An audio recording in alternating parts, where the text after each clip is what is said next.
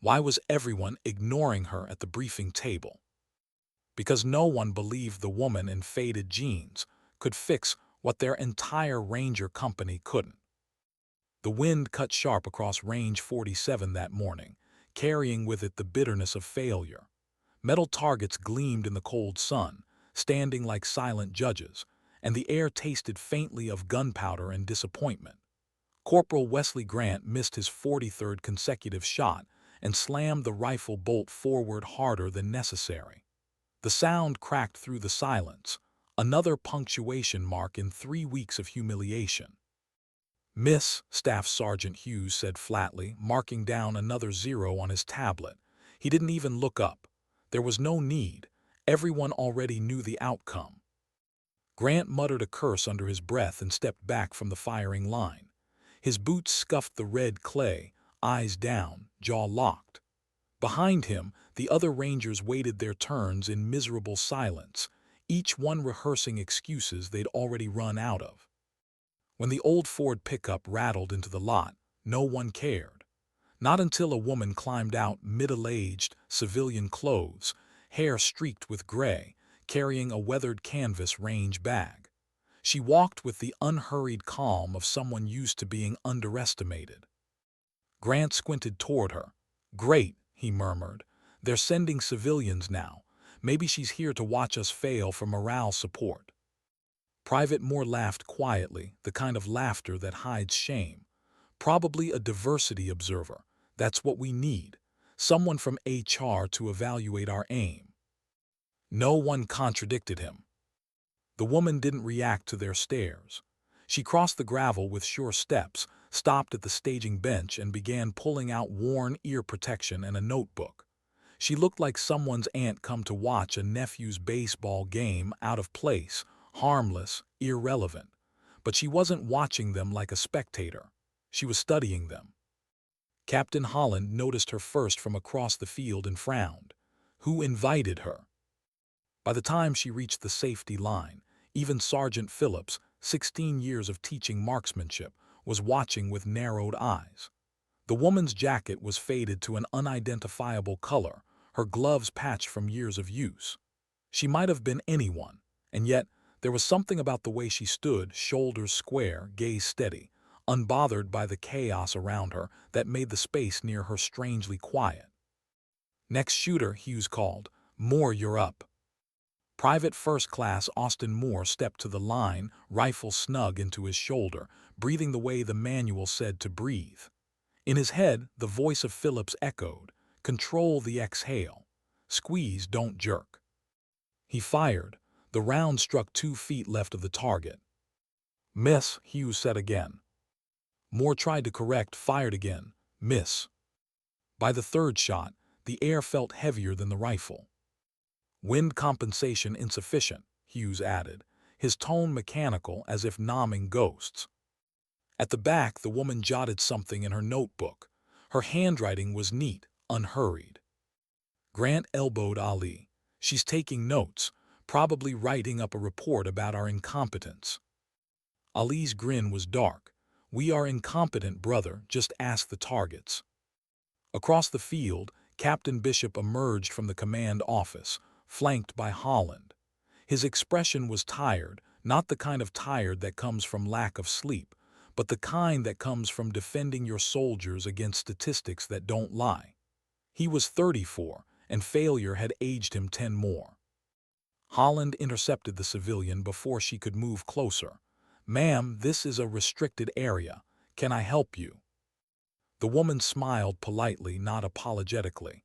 "Captain Holland, I'm Mari Sutton. You sent me an invitation 3 weeks ago, something about community engagement, civilian observation."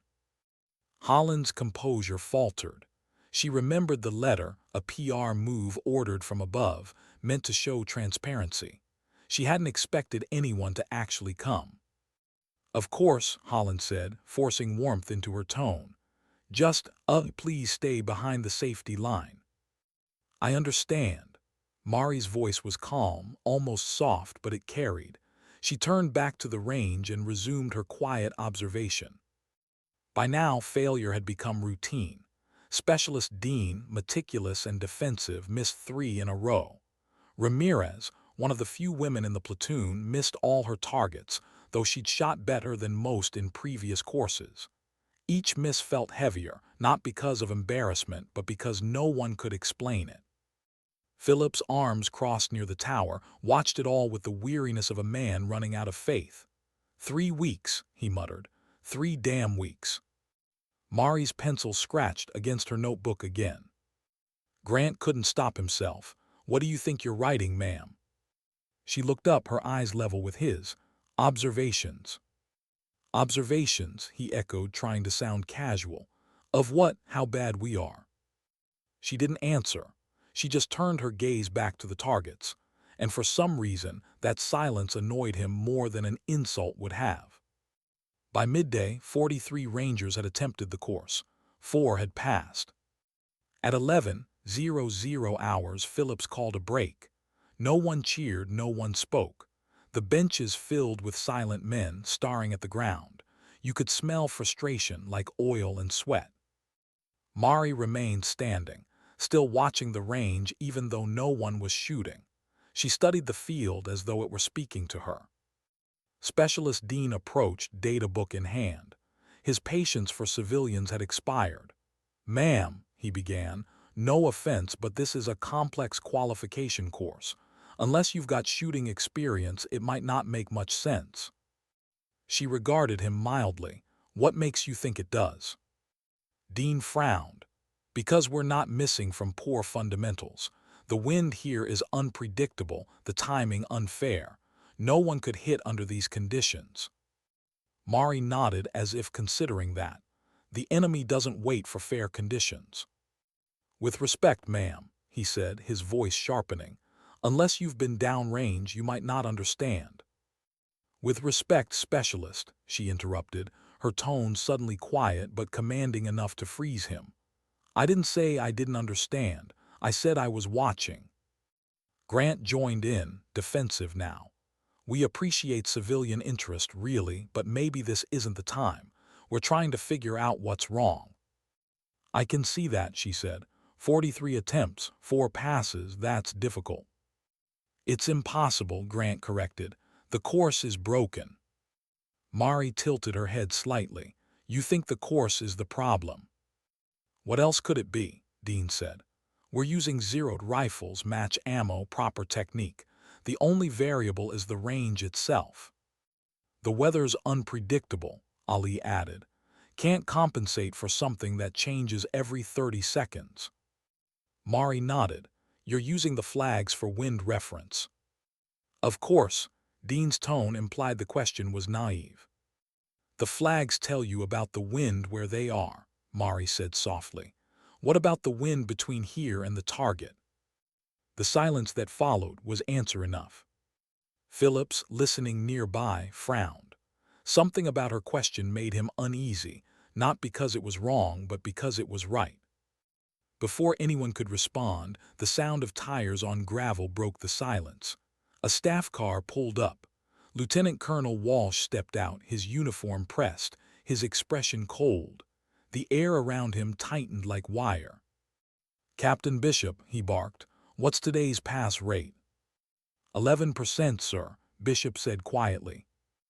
11. Walsh repeated it slowly, as if tasting failure. "So, 89% of your Rangers suddenly forgot how to shoot." "Sir, there may be calibration issues."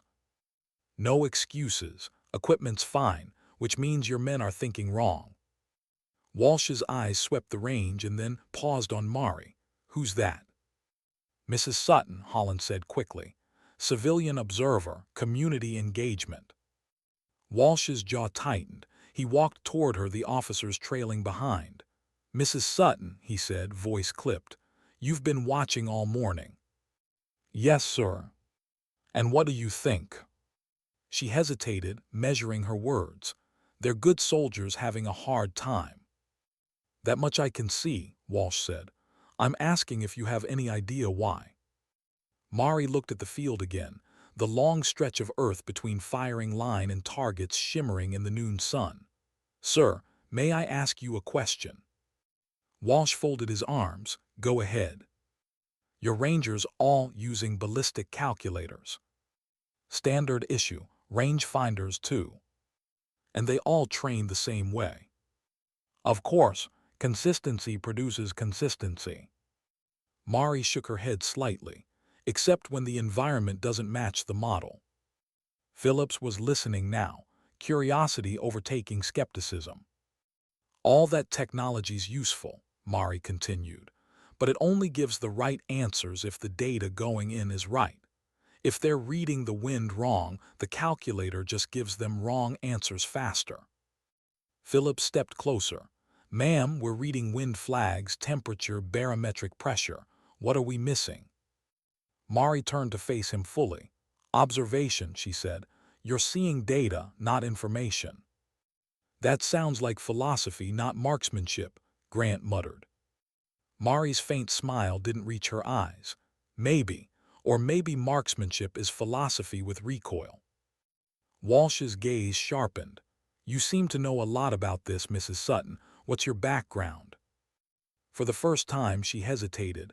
I used to teach marksmanship, sir, long time ago. Military. Civilian instructor, she said quietly. Scout Sniper School, Fort Benning, 12 years. The revelation hit harder than a rifle crack. Even the wind seemed to pause. Walsh studied her. 12 years, why'd you stop? Personal reasons, she said, voice lower now. The kind of tone that tells everyone not to press further. Walsh nodded slowly, understanding enough to stop asking. Mrs. Sutton, would you be willing to demonstrate your method? Mari looked uneasy. Sir, I haven't taught in almost a decade. I'm not asking for a lecture, Walsh said. I'm asking for results. If you can show my men what they're missing, do it. She exhaled once, a breath that sounded like it carried 8 years of ghosts. I can try. Phillips handed her a rifle. Standard M4A6, 10 targets, random distance between 400 and 1100 meters. Mari crouched behind the weapon, movement smooth, economical like someone who'd done this 1,000 times. Range is hot, Hughes announced. The first target popped at 600. She didn't aim right away. She just watched the shimmer of air, the grass bending in invisible rhythm. Then she adjusted slightly, exhaled, fired. Crack. Hit, Hughes said, surprised. Center mass. Second target 800. Same rhythm, observe, adjust, fire. Hit. By the fourth, the Rangers had fallen silent. She wasn't checking calculators or murmuring numbers. She was just reading the air. Fifth target, 1100 meters, the one that had broken everyone. 8 seconds exposure. She waited 5 of them, then fired. Target dropped. Hughes swallowed, hit dead center. When it ended, she'd hit 9 out of 10. Even Grant didn't have anything to say. Walsh turned to his men. That's what passable looks like. Learn from her. Grant raised a hand. Sir, she hit 9, not 10. How do we know it's consistent? Mari looked at him, no anger, just understanding. Then let's make it consistent. She reloaded calmly, but this time I'll explain. And as the wind rose again across range 47, the woman they'd all dismissed began to teach, not just how to shoot, but how to see. What made her so calm while everyone else shook under pressure? The answer, none of them knew yet, was buried 8 years deep, under folded flags and promises she'd stopped believing in. Target ready, Hughes called, tablet in hand, voice clipped. Mari stood behind the rifle again, gloves snug, her gray-streaked hair pulled back against the wind. This time, she said softly, you'll hear what I see. The Rangers gathered in a loose semicircle, their breath forming clouds in the cooling afternoon air. Phillips crossed his arms but didn't interrupt. He'd seen too many false experts come and go. But something about the way this woman handled the rifle, like it was both weapon and language, made him listen.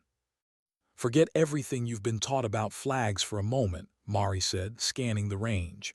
Don't look at them, look past them. Her voice wasn't commanding.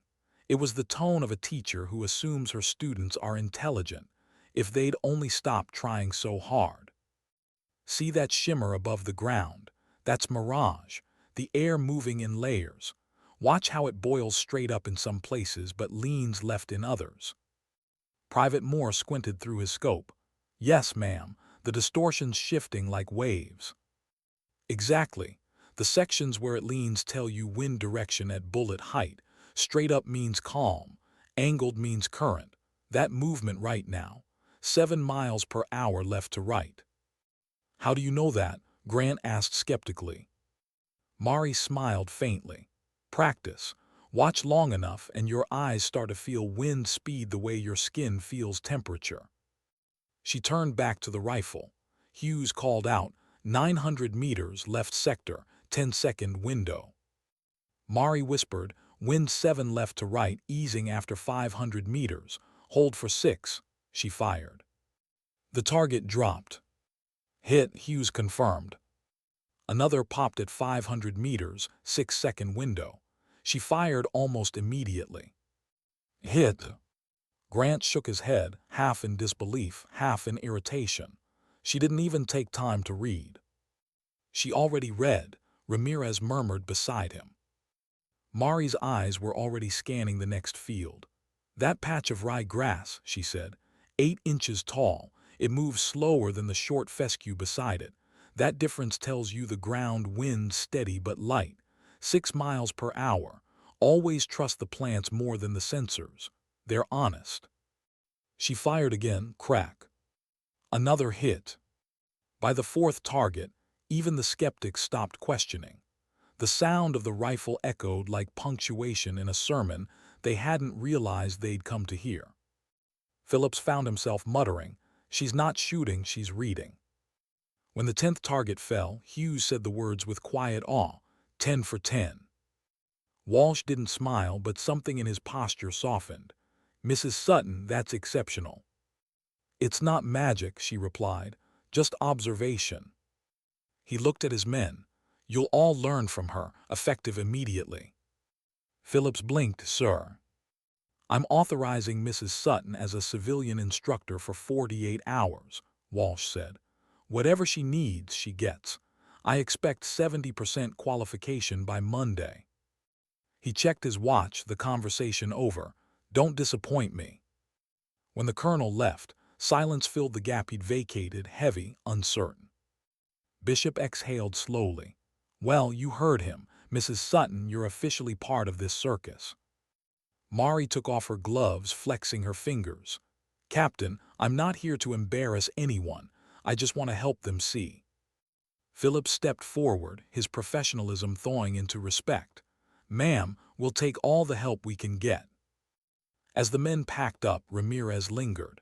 "Ma'am, can I ask, when you were teaching before, did you work with women soldiers?" Mari looked at her, seeing more than the question. "Some, not enough." Ramirez hesitated. "Sometimes I wonder if any of this is worth it. You miss a shot, and suddenly it's about gender, not skill." Mari's expression softened. "What's your average score?" "Better than most of the guys, but that doesn't seem to matter." "It matters," Mari said firmly. "Marksmanship doesn't care who pulls the trigger. Observation, control, patience, that's not about strength. That's about character. You've got that." Ramirez nodded once, eyes steady. "Thank you, ma'am." Phillips waited until she left, then asked quietly, "You believe in all that equal opportunity talk?" Mari looked at him without flinching. "I believe in results." They stood together as the range emptied. Dusk settled over Georgia, painting the targets in long shadows. Phillips finally broke the silence. "Can I ask why you stopped teaching?" She didn't answer right away. Her gaze drifted toward the horizon, the distant tree line blurred by light. "My husband was a ranger, 22 years, 3 deployments as a sniper instructor at Bennying." Phillips nodded slowly. "He sounds like a hell of a soldier." "He was," Mari said. "Everything I know about wind, about mirage, about reading the world instead of fighting it, I learned from him." Her voice caught on the next words. "He died 8 years ago. Afghanistan." Phillips's shoulders straightened, quiet respect softening his expression. "I'm sorry, ma'am." She looked down at the dirt. "After that I couldn't teach. Every range looked like him standing there. Every rifle sounded like goodbye." For a long moment neither spoke. Only the wind moved, brushing the empty benches, whispering through grass. Bishop returned with a clipboard. "Paperwork for your contracting status, standard rate, meals included." Mari skimmed the form, then shook her head. "Captain, I'd prefer to waive compensation." "That's not necessary." "It's not about money," she said, tone final. "It's about keeping people alive. My husband used to say teaching's a privilege, not a paycheck." Bishop studied her a moment longer, then nodded. "Understood. At least let us cover fuel." "Fuel's fine," she said. She signed the forms, tucked her notebook away, and gathered her gear. "I'll be here at 5:30 tomorrow. I want to see how the air changes at sunrise." When she left in her battered truck, the men stood watching the taillights disappear down the dirt road, the range quieter than it had been all day. Phillips finally said, "She just shot 19 out of 20 targets and made it look like breathing. If she can teach that." Bishop finished the thought for him. "Then she'll save this company." In the barracks that night, no one joked. Grant sat cleaning his rifle again, not because it needed cleaning, but because motion kept his doubts quiet. Ali was recounting the afternoon's demonstration with typical exaggeration. "She didn't even blink, man. Didn't breathe. Just boom, down goes the target." "She breathed," Dean corrected without looking up. "She just did it right." Moore was writing notes furiously, replaying every observation she'd explained. He could still see the way she'd read the mirage, like translating a foreign language. "You think she's really gonna fix us?" Hill asked quietly from his bunk. Moore shrugged. "If we listen." Knight, sitting by the window, spoke for the first time that night. "Tomorrow's our shot. We either learn or we keep failing. I don't plan on failing again." In her small house 30 miles away, Mari unlocked her front door and stepped into silence. The air smelled faintly of oil and cedar. On the mantel above the fireplace, a folded American flag waited beside a framed photograph of a man in uniform, strong jaw, quiet eyes, the kind that saw further than most. She set her range bag on the couch and stood looking at the picture. "I went back today," she said softly. "Didn't plan to, but they were failing, Daniel. You'd have hated it. 89% failure. You could have passed that course blindfolded." She smiled faintly at her own words, then moved to the kitchen, starting coffee she didn't need this late. The smell filled the empty house, warm against the November chill. "They're good soldiers," she continued, talking to the photograph. "Just trained wrong, too many calculators, not enough eyes. You always said the same thing, technology's fine until it replaces instinct." Steam rose from the cup. She sat at the small desk where her laptop waited, the screen dim until she opened it and began typing notes. Detailed, methodical, her mind dissecting the range like terrain to be mapped. 500 observe sunrise transition. 600 introduce environmental reading. 1000 controlled live fire. The structure grounded her, planning always had. When the message notification blinked on her phone, she glanced at it. "Linda next door. Saw your truck. Everything okay?" She smiled faintly and typed back, "All good. Just work. Helping at the fort for a couple days." "That's wonderful. Good to see you doing what you love again." Mari stared at the words for a moment before setting the phone face down. Love was the wrong word. What she felt now wasn't love. It was obligation. Redemption, maybe. A way to make the loss mean something. By midnight, her plan was finished. She closed the laptop and walked back to the living room, the house silent except for the faint ticking of the clock. She stood before Daniel's photograph again. "Tomorrow I start teaching again," she whispered. "They need to learn what you taught me, how to see what's real." For a long moment she didn't move. Then she reached out, touched the edge of the frame, and breathed, "Wish me luck." The photograph didn't answer. It never did.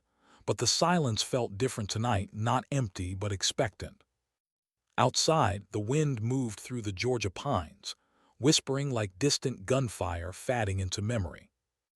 And somewhere between the weight of loss and the edge of dawn, Mari Sutton, the woman no one expected, began finding her way back to the purpose she thought she'd buried. Why was the range already alive before sunrise? Because Mari Sutton had arrived an hour earlier than everyone else. She stood alone in the half-light, fog curling low over the Georgia clay. The air was cold enough to sting her lungs, the kind of cold that sharpened the mind. Her coffee sat untouched on the hood of her truck. Across the range, the steel targets were nothing but shadows, their edges blurred in the mist. This was her favorite time of day, the world half-awake, honest. No noise, no bravado, just the air, the ground, and the silence between. She knelt near the firing line, unrolling her weather mat and laying out small markers along the edge of the range. Not for targets, for teaching. Small red cloth strips to catch the movement of wind at bullet height. They fluttered gently, whispering secrets the flags missed.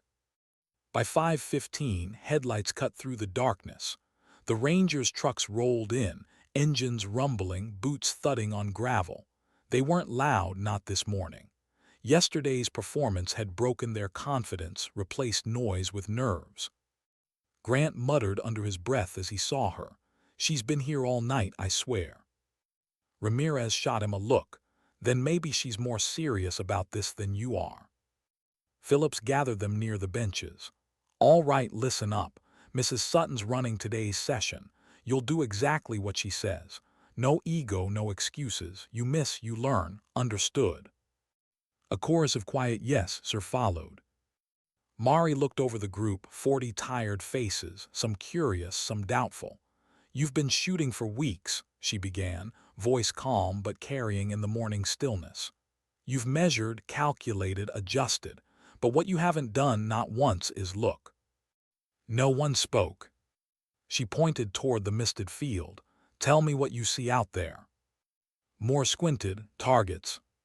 "What else?" "Trees, fog," Grant said. "Wind," Ramirez added.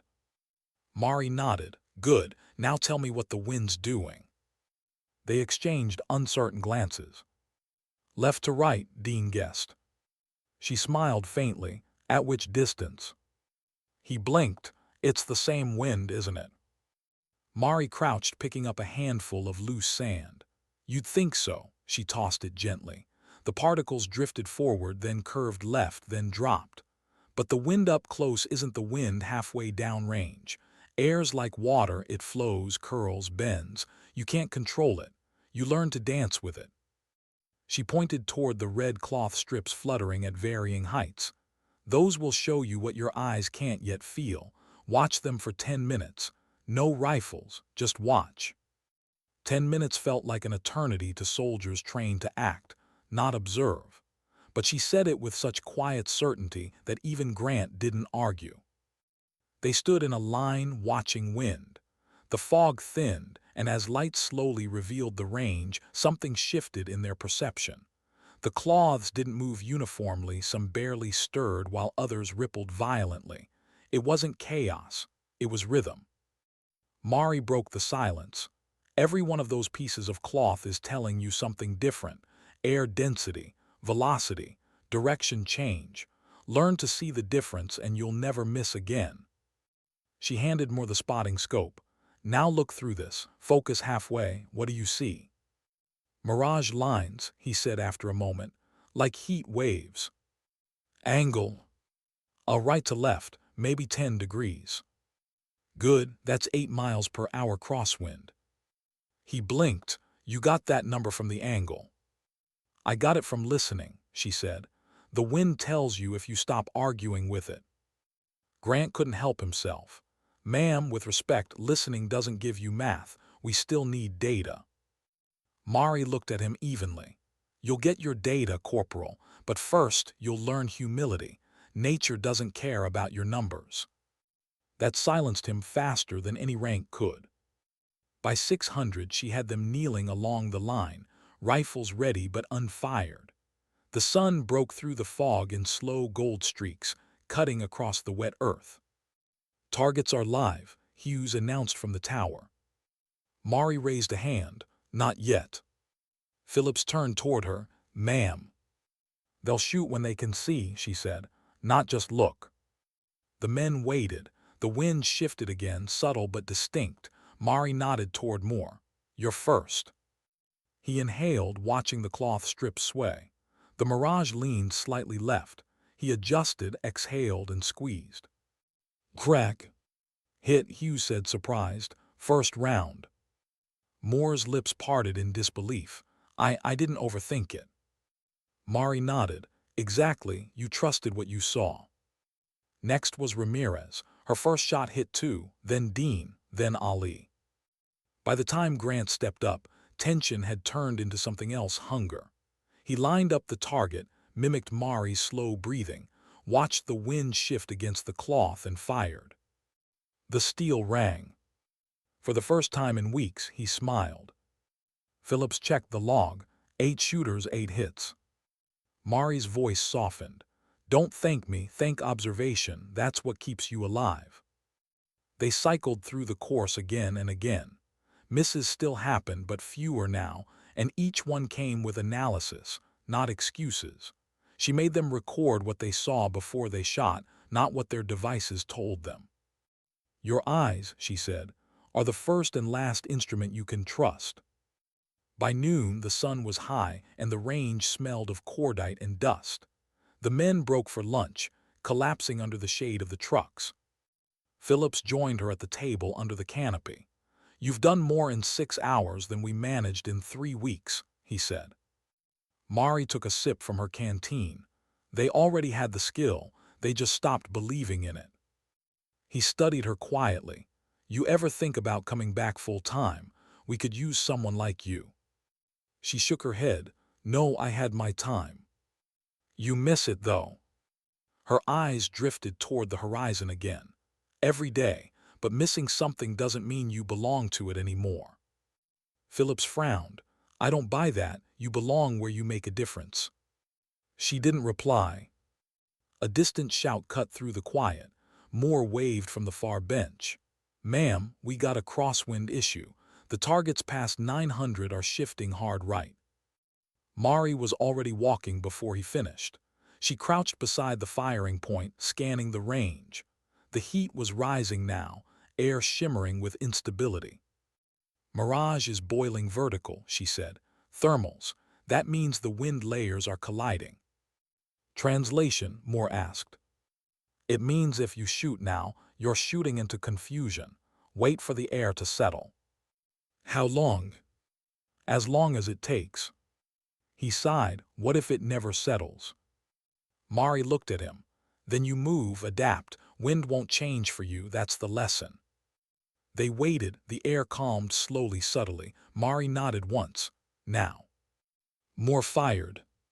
The target dropped. The cheer that followed was small, but real. From the tower, Hughes shouted, "That's 20 consecutive hits across the board." Phillips laughed under his breath. "I'll be damned." Even Mari smiled this time, faint but proud. But the pride came with something else, a sharp ache in her chest. Daniel would have loved this. He'd have walked the line with her, teasing the men, correcting stances. For a second, she could almost hear his voice. "That's it, Mari. Make them earn every shot." She blinked, forcing the image away. By late afternoon, Colonel Walsh returned. He stepped out of the staff car, inspecting the range like a judge entering a courtroom. "Report," he said. Phillips handed him the tablet. "Pass rate, up to 73%, sir. Could hit 80 by evening." Walsh raised an eyebrow. "In a single day?" "Yes, sir. Mrs. Sutton's been running the course." Walsh turned to her. "Impressive. You've done what 3 certified instructors couldn't." "It's not me, sir," Mari said. "It's them. They just needed to remember what they already knew." Walsh nodded slowly. "The Army needs instructors like you again. You'd be compensated, of course. Permanent role.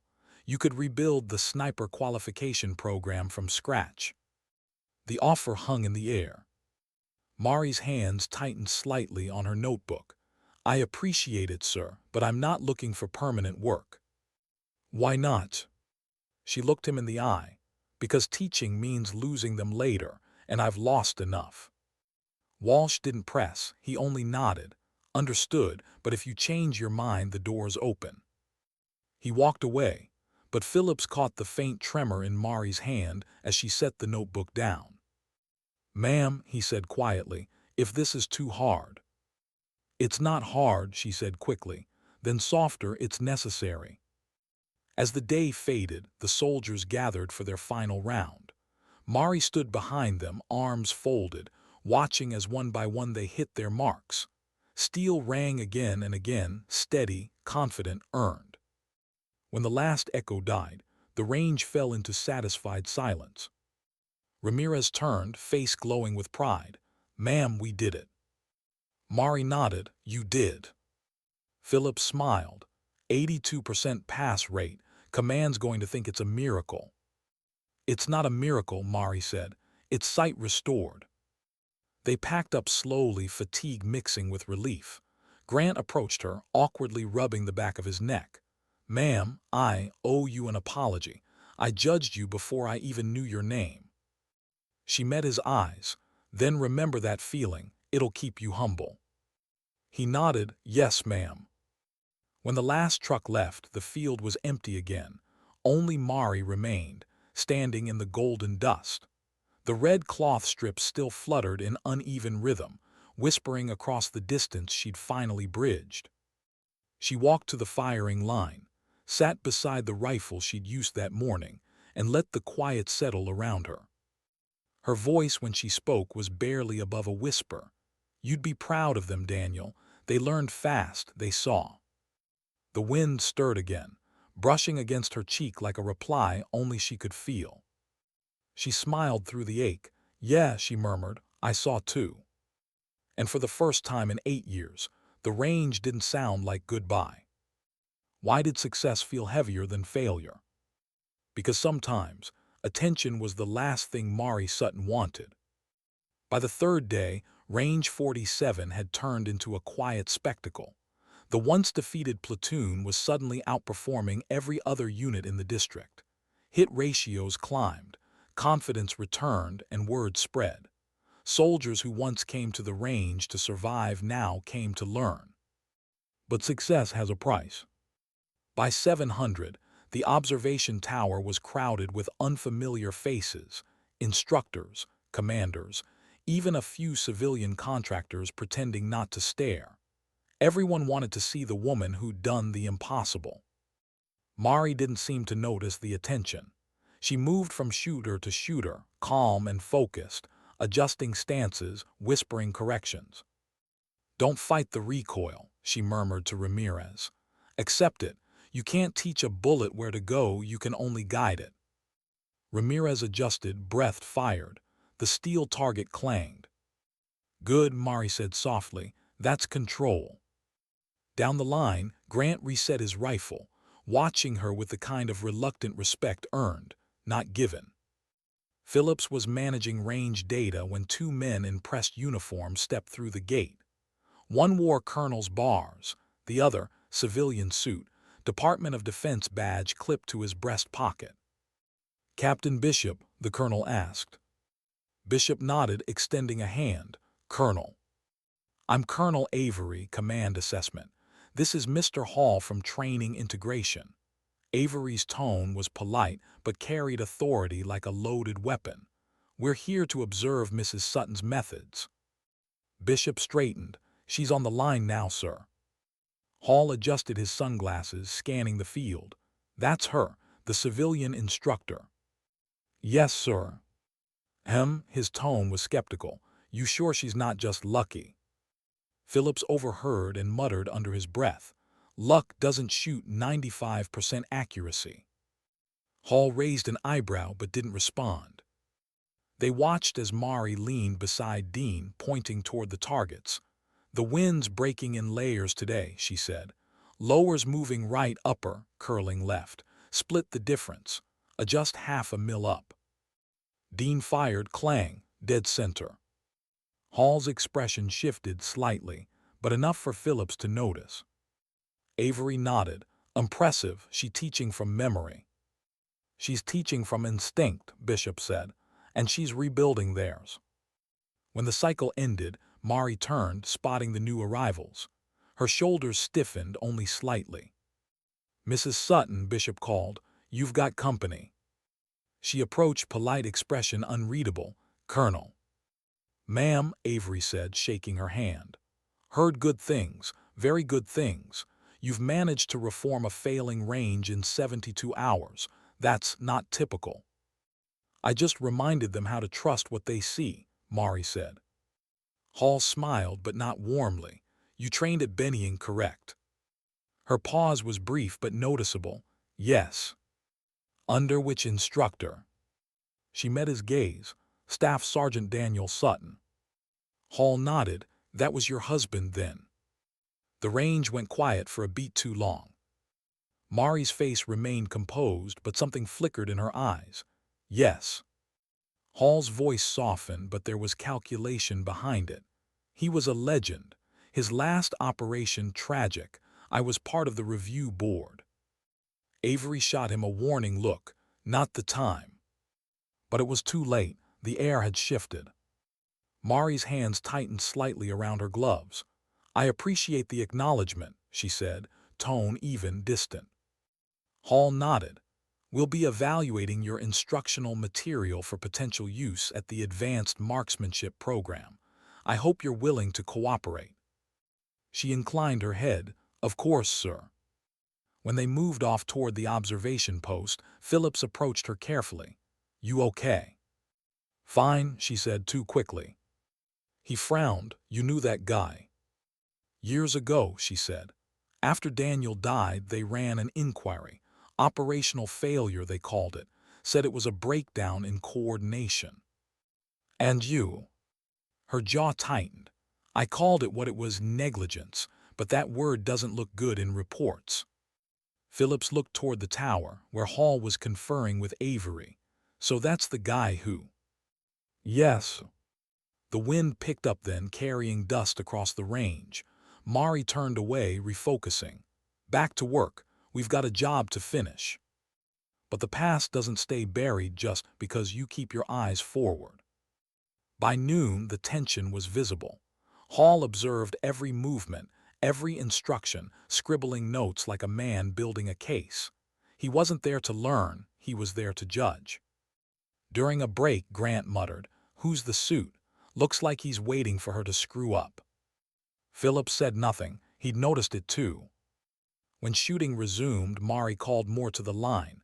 "You've improved," she said. "Try pushing for 1,000. He adjusted, aimed, fired, miss. Hall's pen scratched on paper.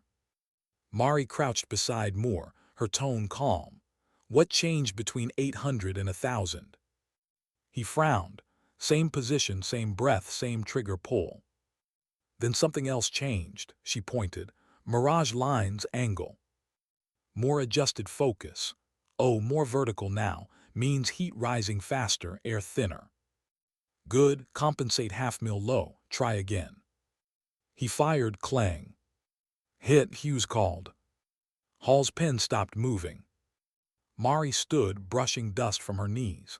Lesson, data helps but awareness saves. The world changes while your math stays still. Even Avery couldn't hide a grin. She's good. Hall's smile didn't reach his eyes. Too good to be unverified. Later that afternoon, as the session ended, he approached her near the bench. "Mrs. Sutton, mind if I ask a personal question?" She hesitated. "Go ahead." "Your husband's last mission, that was Helmand Province, right? The one involving the compromised coordinates." Her gaze hardened. "Yes." They said the fatal error came from incorrect wind calculations at long range. You were teaching environmental reading then, weren't you? Phillips overheard. "Sir, that's out of line." Hall ignored him. I'm just wondering how much of what you're teaching now comes from learning what went wrong then. The silence that followed was sharp. Even the wind seemed to hold its breath. Mari answered without anger, only quiet conviction. All of it. Then she walked away. That night, she didn't drive home. She sat in her truck long after the last light faded, headlights cutting across the empty range. The memory she'd avoided for 8 years pressed forward like a wound reopening. Helmand. The night her husband died, she'd been on comms, instructor to field, eyes on wind data, voice steady. The shot was supposed to be routine. Extraction, cover fire. One round, one exit. But the desert had changed, crosswinds shifted hard east, unseen, unmeasured. Her data hadn't caught it in time. The round missed, the counterfire didn't. That was the truth the inquiry buried. Equipment malfunction, they called it. But Mari had never stopped hearing her own voice on the comms, the one that said, "Wind clear. You're good to go." She pressed her palms against the steering wheel until her knuckles turned white. You were supposed to see it. The guilt never left, it just got quieter. A knock on the window startled her. Philip stood outside, holding 2 styrofoam cups. "You didn't go home," he said. She rolled down the window halfway, wasn't ready to. He handed her the coffee, "Didn't think you'd eat either." "Thanks," she took it, the warmth grounding her. He leaned against the truck. "That guy Hall, he's digging, you should know." "I figured. He's the type that doesn't like being proven wrong. You embarrass the whole system he represents." Mari looked out at the range. "Then I'll keep doing it." He smiled faintly. "You're tougher than most of us." "No," she said quietly, "just tired of running." They stood in silence for a long moment. The sound of crickets filled the air, soft and rhythmic. Phillips broke it first. "What really happened back then?" Her hands tightened around the cup. "I told Daniel to take the shot. I read the wind wrong. He trusted me." Phillips shook his head. "You can't blame yourself for that." She looked at him, eyes hollow but steady. "I was the wind caller. It was my job to see what he couldn't, and I didn't." He wanted to argue, to tell her she was wrong, but there was a weight in her voice he recognized. The kind that doesn't need forgiveness, just understanding. "Then this," he said quietly. "This whole thing teaching us, fixing the range, it's about him. It's about making sure his death wasn't just a report," she said. "If I can make them better, make them see, then maybe it means something." Phillips nodded. "For what it's worth, it already does." She smiled faintly, tiredly. "Go home, Sergeant."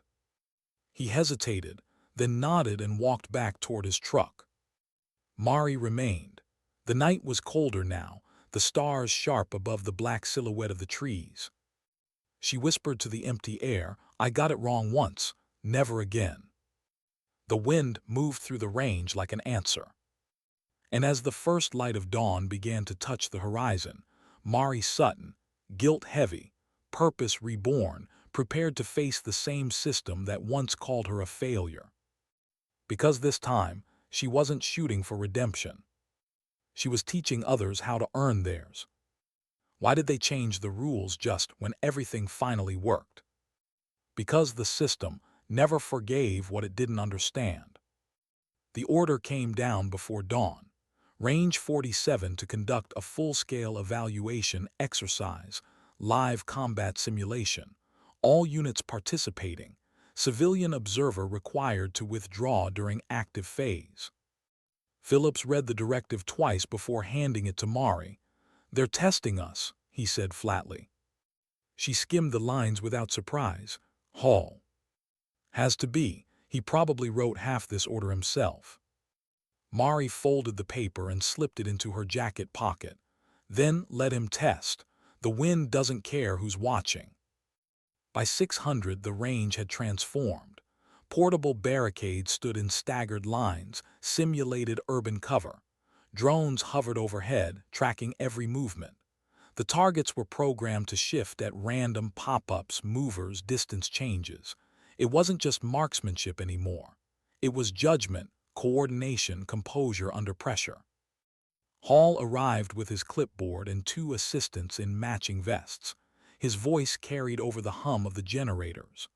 Today's assessment will determine whether Mrs. Sutton's methods are valid for broader training integration.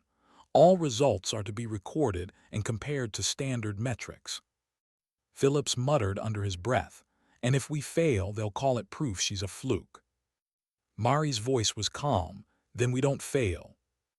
She gathered the soldiers before the start. You've learned how to see wind, mirage, motion. Today, you'll learn how to see each other. Grant frowned. Each other. She nodded. Snipers don't just read air, they read people. You'll work in pairs. Communication is everything. If one of you can't see the shot, the other describes it. No arguments, no egos, you move as one. Moore grinned, like dancing with bullets. Exactly, she said. The line drew chuckles, easing the tension. But beneath the humor was focus, the kind that only comes after failure has taught humility. At 700, the siren sounded. Simulation start. The first pair moved into position. Dean and Ramirez crouched behind a concrete barrier, scanning their sectors. Target 1, Dean whispered. 600, moving left to right. Wind. 8 miles per hour cross, full value. Hold. Half mil left. Confirmed. Crack. The target dropped. Hit, Hughes confirmed over comms. Hall scribbled something, lips pressed thin. One by one, the teams cycled through. Moore and Grant hit 3 consecutive long-range movers. Ali and Knight cleared their course in under 4 minutes. Every shot, every correction echoed with discipline. By mid-morning, Hall's assistants whispered among themselves, impressed despite themselves. Phillips leaned toward Mari. They're nailing it. You realize what that means? It means they see now, she said softly. He grinned. You ever think about smiling when you win? She looked at him, expression unreadable. Winning isn't the point, understanding is. But inside, she felt something she hadn't let herself feel in years, quiet pride. Not for herself, but for them. For every soldier who'd looked at the wind and finally understood it wasn't the enemy. Hall's voice cut through the comms. Next phase, variable crosswinds, long-range live fire with mobility requirement. Civilian instructor will remain off the line. Phillips started to protest, but Mari raised a hand. It's fine, they're ready. Still, as she stepped back, a flicker of unease rippled through her. The air was shifting fast. Wind gusts rolled down from the west, unpredictable, sharp. She felt it in her skin, a pulse that didn't match the data readouts on the monitors. It's changing faster than they'll see it. She watched Grant take position, paired with Moore. The target sequence was brutal, 400 to 1,200 meters, elevation shifts, timed exposure. Ready? Moore asked, checking his scope. Grant nodded. Wind steady, 8 left to right. Mari frowned. No, it was, not anymore.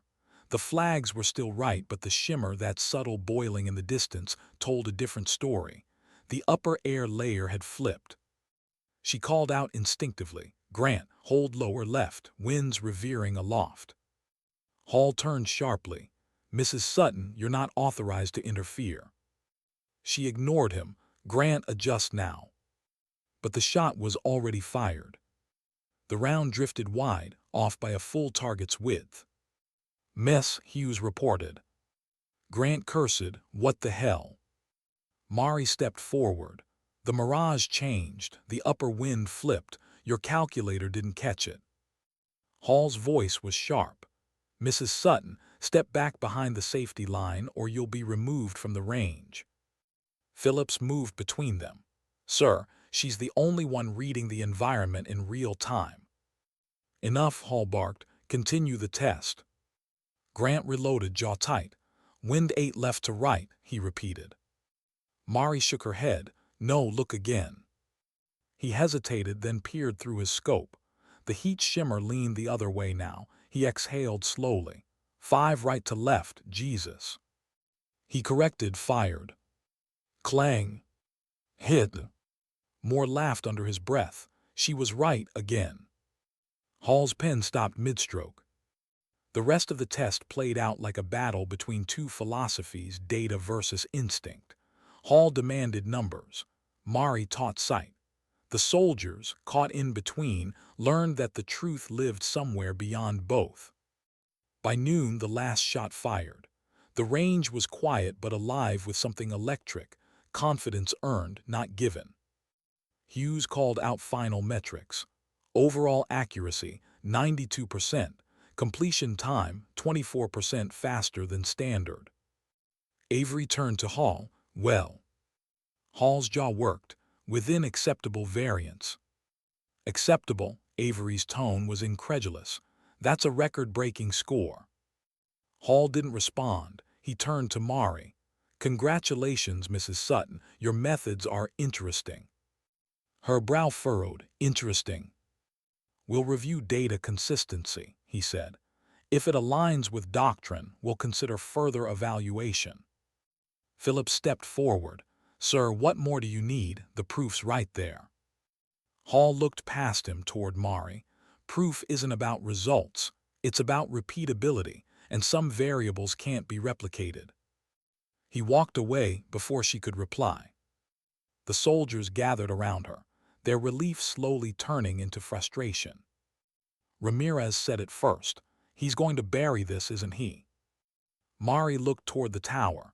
Hall was already talking to his assistants, gesturing sharply. Maybe, she said, or maybe he's giving us a chance to prove it again. Grant shook his head.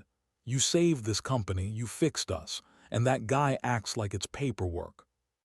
That's what people do when they're afraid of what doesn't fit their box, Mari said quietly. They file it away.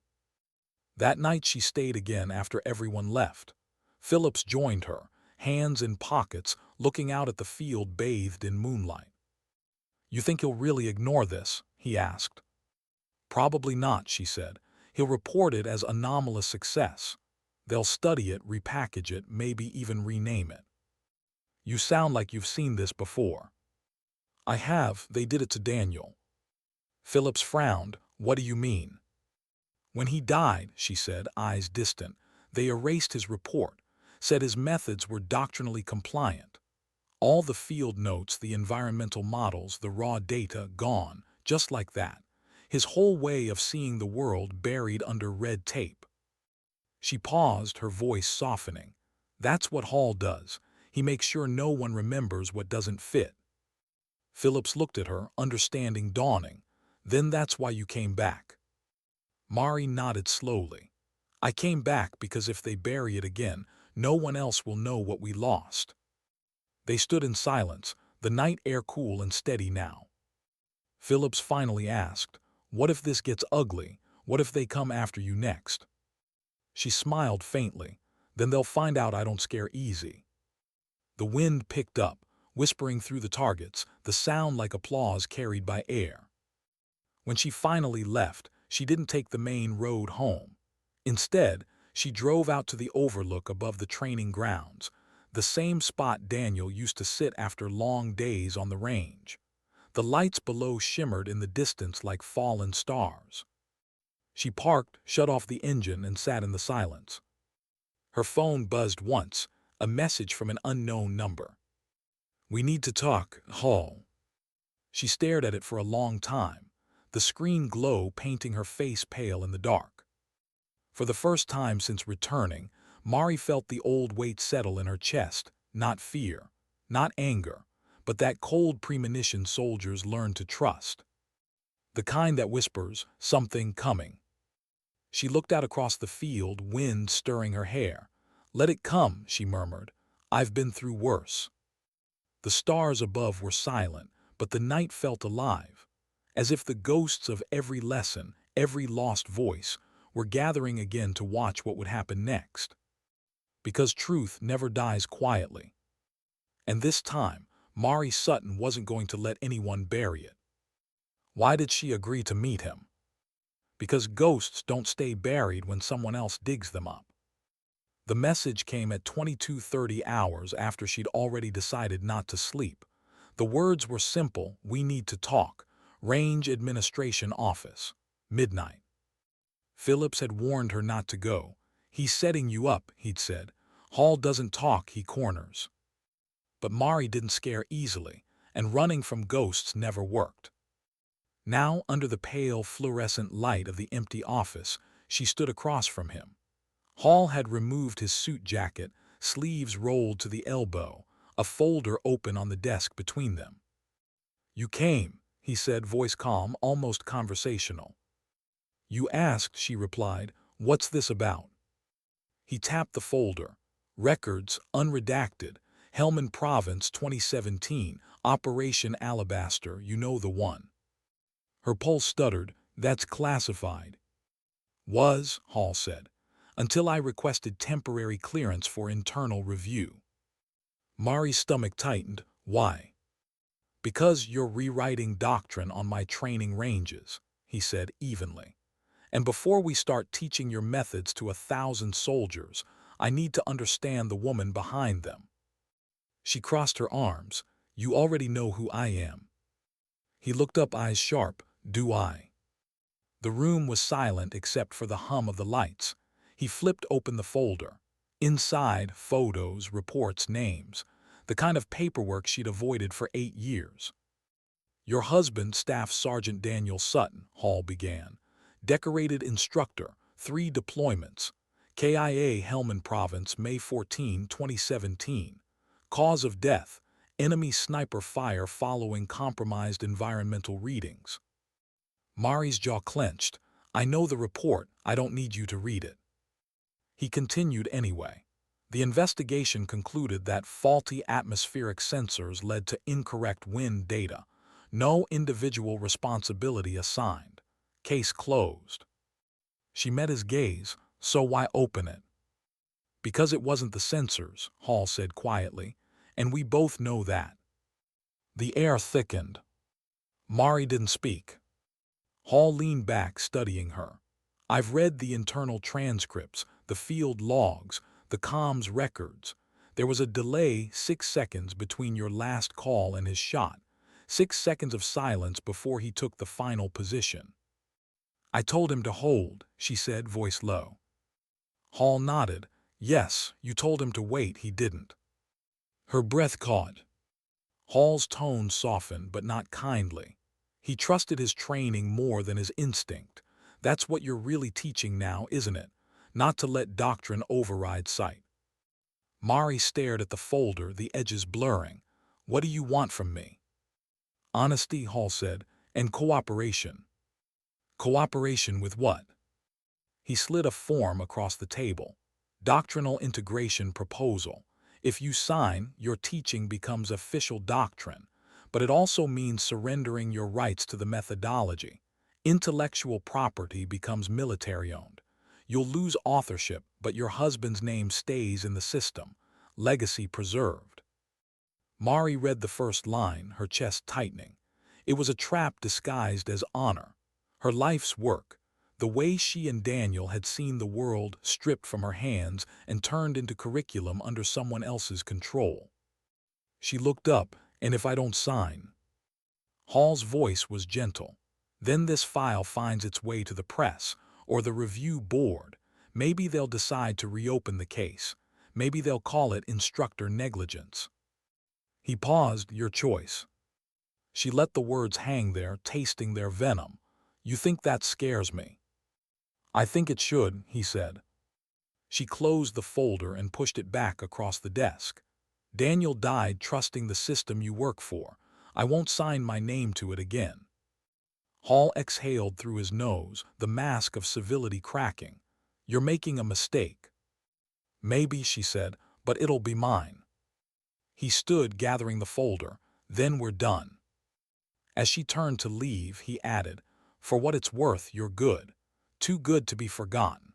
But you'll find out soon enough the military doesn't reward ghosts." She didn't answer. The sound of the door closing behind her was louder than gunfire. Outside, the night air hit cold. The sky above the base was deep and black, stars swallowed by light pollution. She walked toward her truck slowly, each step deliberate, her breath fogged steady. When she reached the vehicle, she didn't get in. She just stood there, hands on the door, trying to slow the pounding in her chest. The lights of the office still glowed behind her. She could see Hall's shadow through the blinds, packing. He'd underestimated her. The truth wasn't a weapon she feared anymore. It was the only one she had left. You can't bury what refuses to stay silent. By morning, the soldiers noticed something different about her. She moved with the same quiet focus, but there was steel in her tone now. Every word, every glance carried purpose.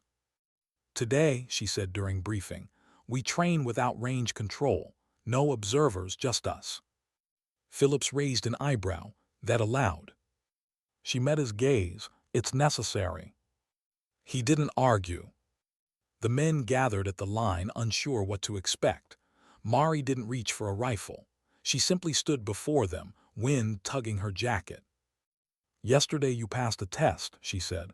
"Today you earn your sight." Ramirez frowned. "Ma'am." Mari pointed to the field.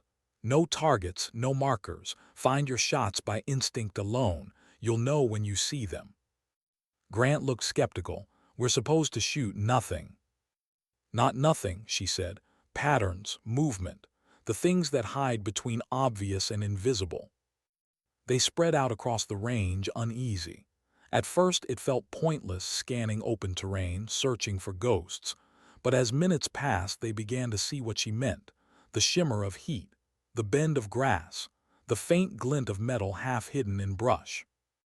Ramirez raised her rifle, exhaled, fired. The target popped small, camouflaged, buried halfway into dirt. Mari smiled. "See." The others followed. One by one, they began to hit things they hadn't noticed before, not because they were told, but because they looked. Phillips approached her quietly. "What are you really doing?" "Preparing them," she said, "for when I'm gone."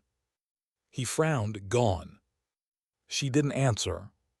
When training ended, she handed him a USB drive. "Everything we built, data, notes, range logs, keep it somewhere safe." "Why me?"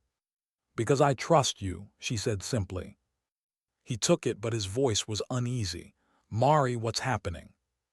She looked toward the horizon, where the wind was shifting again.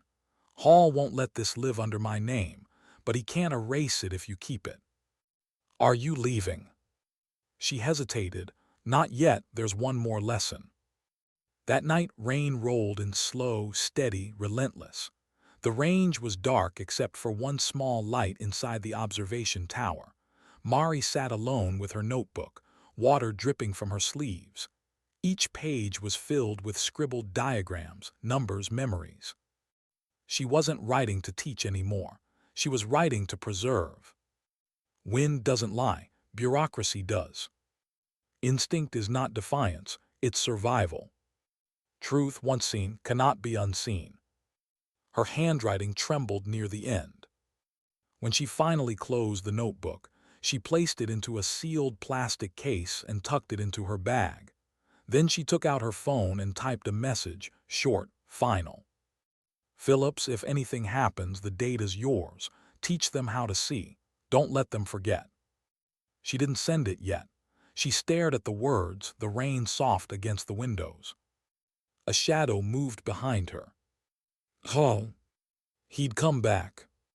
"I figured you'd be here," he said quietly. "Can't let go, can you?" Mari didn't turn around. "Neither can you."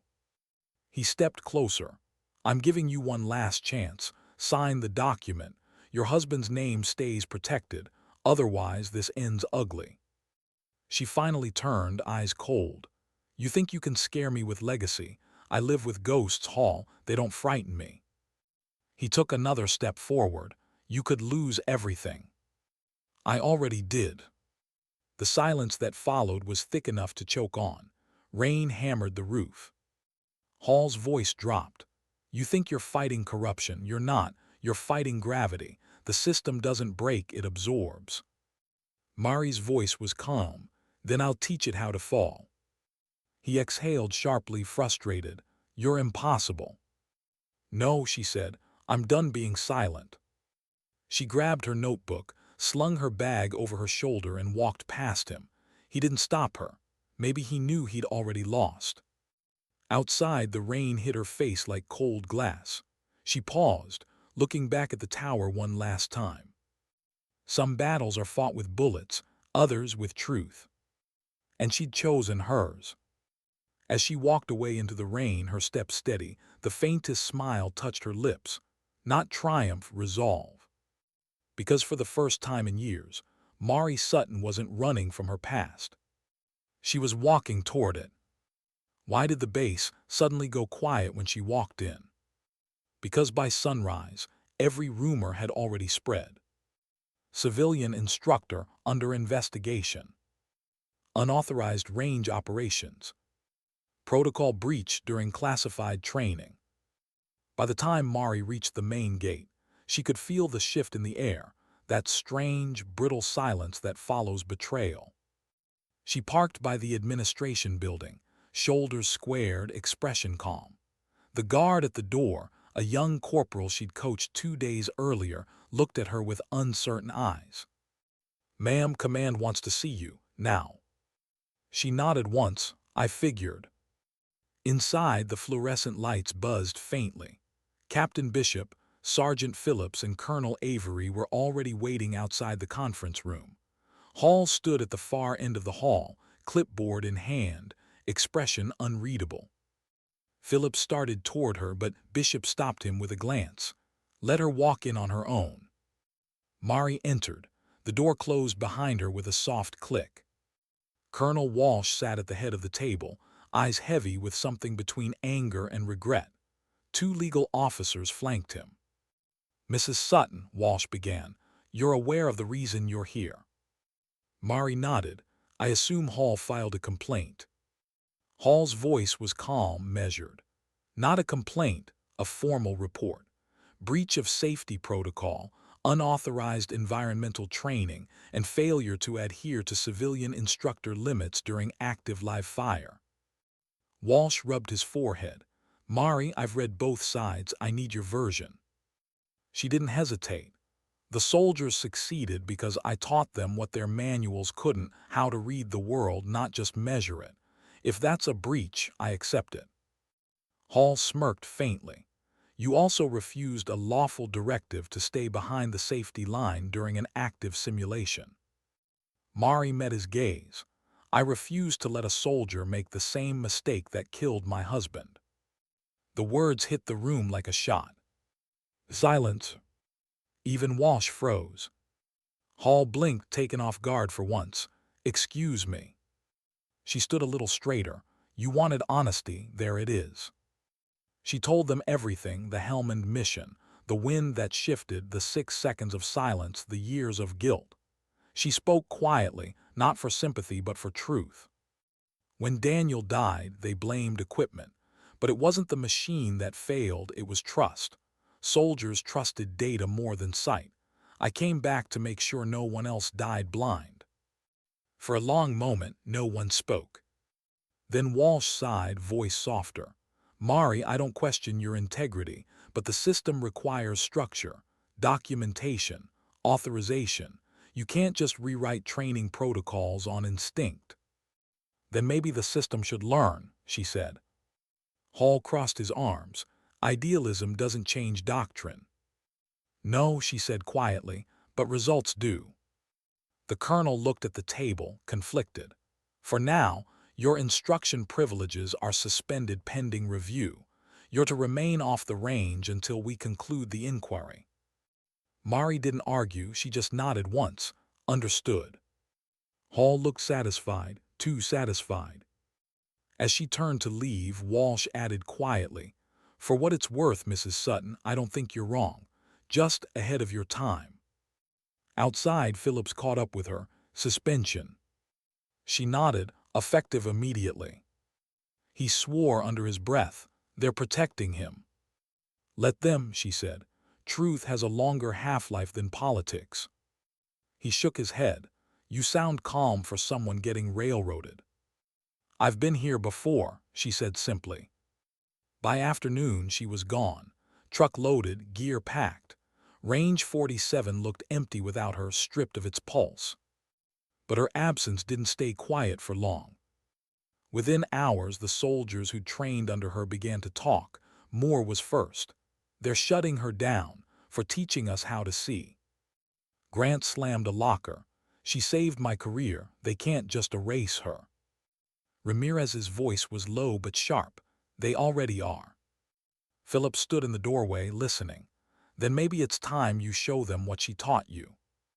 That night under fading light, the platoon returned to Range 47, unsanctioned, uninvited. They set up targets, calibrated nothing, and ran the drills exactly as Mari had taught them. Wind first, breath second, trigger third. No instructors, no sensors, just instinct. The sound of rifles echoed through the night like defiance. At the observation tower, Hall's assistant saw the lights and called him immediately. "Sir, range activity after hours." Hall arrived 20 minutes later, headlights cutting across the clay. He stepped out furious. "Who authorized this?" Phillips stood by the tower, calm. "No one." "Then you're in violation of direct orders." Phillips didn't move. "Maybe, but we're not breaking safety protocol, we're teaching, the way she did." Hall's gaze swept the range, soldier after soldier hitting steel at distances that had broken them weeks ago. He shouted, "End the exercise now." But no one moved. Grant fired again. Clang, more adjusted, fired, clang. Ramirez smiled faintly, whispering for her. Hall's temper cracked. "You're all finished, do you hear me? Done." Phillips looked at him, voice calm but cutting. "You can't court-martial Sight, sir." Hall turned, face red, storming toward his vehicle. The next morning, the story hit the base like wildfire. Range 47 soldiers defy orders, achieve record scores overnight. Command called it anomalous. The soldiers called it proof. When Mari heard about it, sitting alone in a diner 20 miles away, she didn't smile. She just stared out the window, coffee untouched, eyes wet with something between pride and ache. The waitress, an older woman with kind eyes, noticed. "You okay, hun?" Mari nodded slowly. "Better than I've been in a long time." Her phone buzzed. A message from Phillips. "They did it. 94% pass rate. We filmed everything. You taught them well." She exhaled softly. "You taught them too," she typed back. Back at the base, the fallout came hard. Hall demanded disciplinary action. Walsh refused. "They didn't disobey out of malice," the colonel said. "They acted out of belief. That's not insubordination, that's leadership."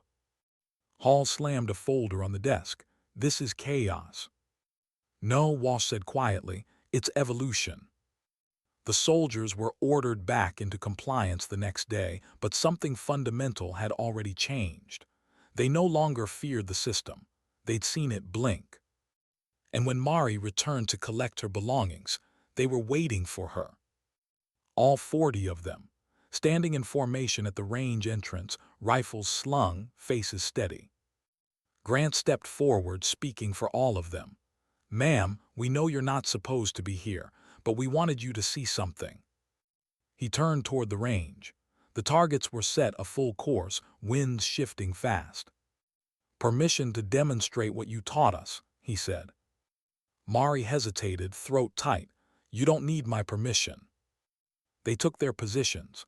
No commands, no noise, just quiet precision. The shots began, one after another, perfectly timed. Wind read through instinct, not numbers. Every hit echoed like vindication. When the last steel target fell, they lowered their rifles and stood at attention.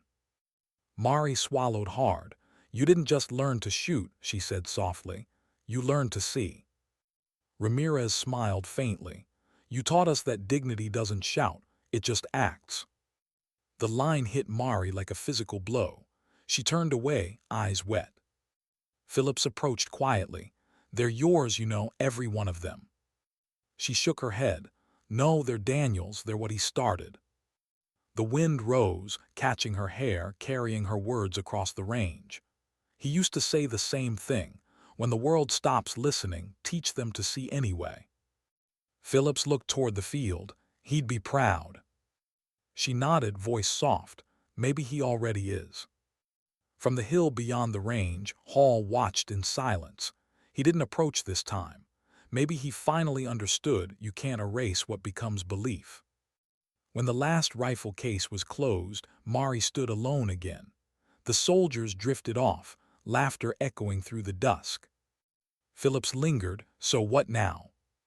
She looked at the fading sky. Now I finished the report they wouldn't let me write. He frowned for command. No, she said, a faint smile touching her lips. For the next instructor who needs to believe again. As the sun set over range 47, the air went still. No wind, no noise, just the quiet dignity of something hard-earned. She gathered her bag, slung it over her shoulder, and whispered, "Sometimes silence is the loudest victory." Why was the office empty when she arrived? Because some goodbyes don't need witnesses. Mari Sutton stepped into the administration building just after dawn. The corridors were silent, the air cool, the faint hum of fluorescent lights the only sound. On her shoulder hung the same worn canvas bag she'd carried since her first day, the one that had seen sand, rain, and more regret than any soldier ever should. The investigation was technically still under review. Her clearance was frozen, her credentials pending evaluation. But none of that mattered now. She hadn't come for approval, she'd come for closure. The desk clerk looked up, startled. "Mrs. Sutton, I thought you were suspended." Mari smiled faintly, "Just returning paperwork." The clerk hesitated, then nodded. "Of course, ma'am." She made her way to the old briefing room, the one with the cracked projector and the long table where failure had once felt permanent. She set her bag down and began unpacking. First, the sealed plastic case, the notebook she'd written in that last night in the rain. Then, a small drive labeled in her handwriting, the Sutton method, raw data, and field notes. And finally, an envelope unsealed marked simply, "To those who still see." The letter inside wasn't long, but every word felt heavier than the last. If you're reading this, it means the range is still standing, and so is someone willing to question it. I don't expect gratitude. I don't even expect memory. But if you teach what I taught you, not to shoot faster or straighter but to see clearer, then that's enough. Don't let procedure replace perception. Don't let doctrine erase instinct. When the system forgets, you remind it that people still see the wind. That's all marksmanship ever was, learning to trust what moves unseen. M. Sutton. She folded the letter, placed it neatly atop the notebook, and slid both into the locked drawer beneath the instructor's desk. Outside, range 47 waited under a pale gold sky. The morning wind was light, curling over the field like a memory. The red cloth strips she'd left days ago still fluttered at uneven intervals. She walked out to the firing line one last time, boots pressing into the familiar clay. Every sound was familiar now, the echo of rifles in her memory, the laughter of soldiers learning to believe again. She could still see Daniel in all of it, crouched at her side, grin lopsided, whispering, "Wind, talking again, Mari. You hear it." She smiled at the thought, always. Her phone buzzed once. A message from Phillips: "They cleared you of misconduct. Walsh reversed the order. You're free to come back." She stared at it for a long moment. The word free felt strange, as if it belonged to someone else. She typed back slowly, "Tell them thank you, but I've taught all I needed to." He replied instantly, "You sure about that? They'd follow you anywhere." She smiled faintly, "Then maybe they don't need me anymore." She set the phone aside, lifted the old M4A6 from the bench, and sighted downrange.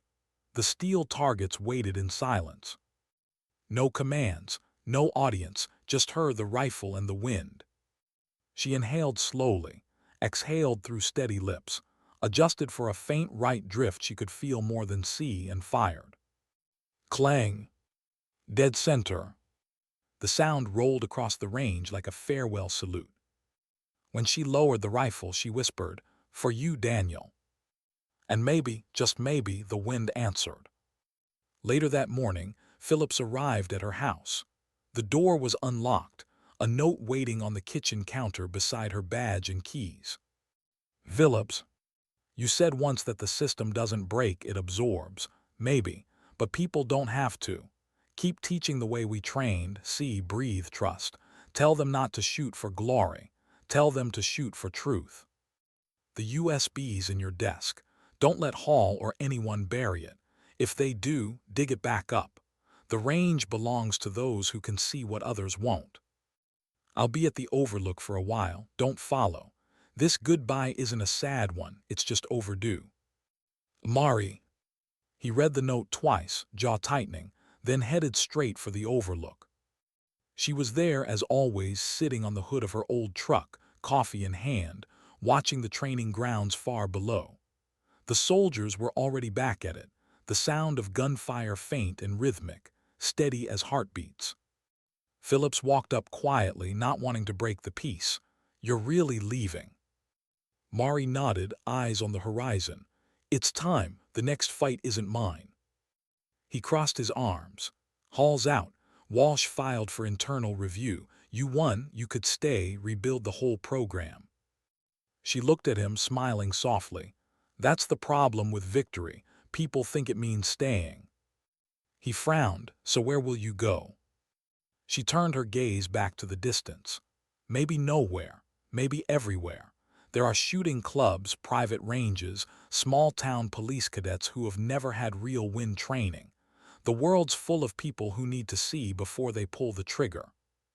Phillips chuckled, shaking his head. "You sound like a legend already." "I'm not a legend," she said. "Just a woman who got tired of watching people miss what matters." They stood together for a while in comfortable silence. Below them, the faint clang of targets carried on the wind. Phillips finally said, "For what it's worth, you changed something here. Hall might bury the paperwork, but he can't bury what's in those soldiers' heads." Mari nodded. "That's all I wanted." She looked at him one last time. "Take care of them, keep the range alive." He smiled faintly. "You'll visit." She shrugged. "Maybe, when the wind's right." He laughed, then stopped when he saw her expression soften, eyes glassy but bright. "You know," she said quietly, "Daniel used to say something before every mission. He'd say, 'Don't look for meaning in noise, look for movement in silence.' I never understood it back then, but I do now." Phillips waited, sensing something final in her tone. She set down her coffee cup, let the wind take her hair, and whispered, "Sometimes dignity doesn't speak. It simply acts." Then she turned, climbed into her truck, and started the engine. The old vehicle rumbled to life, trailing dust as it wound down the narrow road. She didn't look back. Philip stood there for a long time after she disappeared, listening to the sound of the wind across the range, soft, even, endless. When he finally returned to the range office, he unlocked the instructor's drawer. Inside lay her notebook, the letter, and the drive. On the cover page of her notes, one line was written in her steady hand. "Vision before calculation, purpose before perfection, humanity before protocol." He smiled. "Yeah, Mari," he murmured, "they'll remember." Weeks passed. The board never reinstated her formally, but it didn't matter. Soldiers who trained under her carried her methods across bases, units, divisions. They called it the Sutton Sight, not an official doctrine, but a quiet code whispered between shooters. When new recruits asked where it came from, the veterans always smiled and said, "From a woman who once saw the wind before anyone else did." And on Range 47, where the red cloth strip still fluttered against the Georgia sky, a small plaque appeared months later, anonymous, unsanctioned, placed by someone who refused to ask permission. It read, "She taught us to see what others missed. Rangers Class 47B. The wind moved gently that morning, slow and deliberate, curling through the grass. If you stood there long enough, you could almost believe the air was alive, whispering through unseen currents, carrying the echoes of a calm, steady voice. Don't look at the target, look at the truth between you and it. And for those who listened, the world suddenly seemed clearer, as if the wind itself remembered her. Because some legacies don't need medals or rank. They live in precision, in patience, in the quiet moments between breath and action. And sometimes dignity doesn't speak. It simply acts.